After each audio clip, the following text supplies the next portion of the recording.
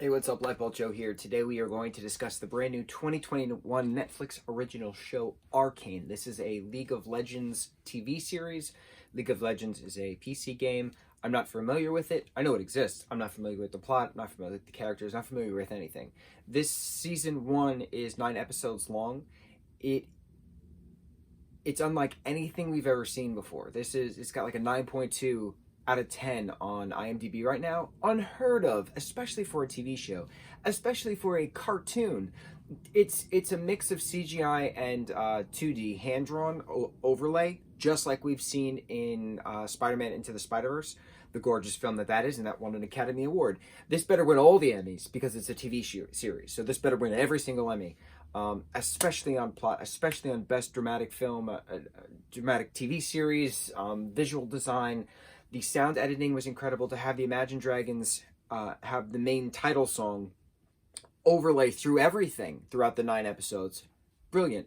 It reminded me so much of Birds of Prey, the Harley Quinn film Birds of Prey, with that cartoony animated fun bit, but like the character of Powder reminded me a lot of Powder/Jinx reminded me a lot of Harley Quinn in that mental capacity of seeing things, hearing things, doing things based off of thoughts and thinking what's real, what's not real, stuff like that. But then the action-packedness of it, the adventure, the thriller aspect of it, the violence of it is very Birds of Prey from that female-led aspect, but also with the like I said, that soundtrack, that modern soundtrack of Birds of Prey and the modern soundtrack in Spider-Man Into the Spider-Verse is very similar to this. I said, well, this is very similar to those because this came after, right?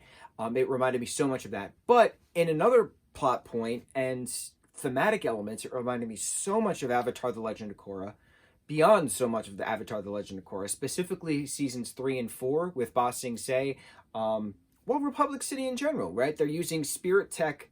They're using spirit energy within Avatar: Legend of Korra to process it into technology to then either help people or use them as weapons. That's literally what this show is about, using hex tech within harnessing the power of magic into technology to either create weapons or help people. Jace doing all of that, becoming a councilman, stuff of that nature.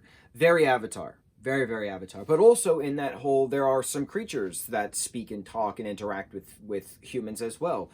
Also that Ba Sing Se element, you have the upper rings, and then you have the Lake Laogai aspect of the lower ring, the underbelly, which is very similar to what we see in Star Wars: The Clone Wars Season 7 of Ahsoka meeting the sisters underneath where the Jedi Temple is. What the hell planet is that? I can't even remember the names. There's just so many things that remind me of...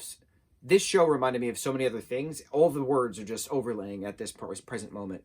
It also reminded me a lot of Big Hero 6, the TV series, specifically the villain in Season 1 of Big Hero 6, the TV series. It reminded me a lot of Jinx's father/underbelly boss.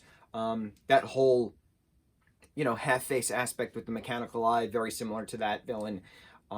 This was so incredible. The allegory of Rome is burning. It was just, it was like, wow, like this is just smack in the face to the U.S. in general of watching this country burn, because no one seems to care. Those in power don't care, and those in power that do care are being overshadowed by those who don't care. You could take that as whatever you want within healthcare, within education, within climate change. Doesn't matter. That statement branches from various aspects of the downfall of what we're seeing in this country, and what the world has seen of our downfall. So the allegory of Rome is burning, man, like it just threw me off guard because I didn't expect it. And to have such an elaborate story in 9 episodes, to go from these two sisters, Violet and Powder, who then turns into this Jinx character, to then have them fight years later. There's a time jump of what happens between the top side of this city and the bottom side of this city, the Civil War-ish that goes on with that, the wanting to help people but wanting to create the weapon, feed the war machine of this hex tech stuff. It was so incredible. And to have the ending of the council being faced off against this, not being faced off against, but to have the council slow motion with this shark bomb of Jinx. It was just, and then fade to black. Oh my god, it could have ended right there. This could have been only one season, and I would have still loved it because of how incredibly perfect it was. It was dark, it was gloomy, it was disturbing, it was very hard to watch at points. It was just so sleek and modern and gorgeous in this steampunk dystopian atmosphere.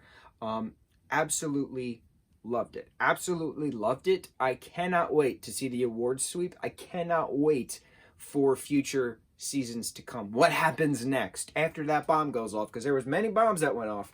What happens next? Cannot wait. Arcane. Incredible, incredible Netflix show. Mucho mahalo.